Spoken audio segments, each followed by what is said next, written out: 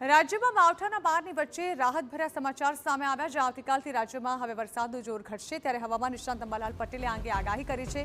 તેમનું કહેવું છે કે આવતીકાલથી વરસાદનું પ્રમાણ ઘટતું જશે। 7મી નવેમ્બરથી રાજ્યમાં ઠંડા પવનો ફૂંકાશે। 18થી 24 નવેમ્બર દરમિયાન વાતાવરણમાં ફરી પલટો આવશે।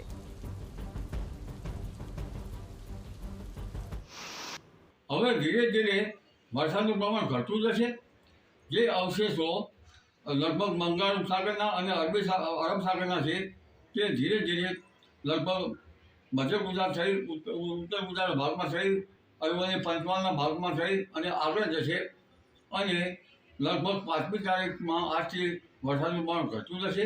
7મી નવેમ્બરથી ઠંડા પવનો ફૂંકાશે અને 4થી 8માં દેશના ઉત્તરીય પર્વતીય પ્રદેશોમાં પશ્ચિમી વિક્ષોભ આવ્યો હશે આજુબાજુ તારીખમાં, તેના લીધે ઠંડીનું પ્રમાણ ઘટશે અને ન્યૂનતમ તાપમાનમાં ઘટાડો થશે।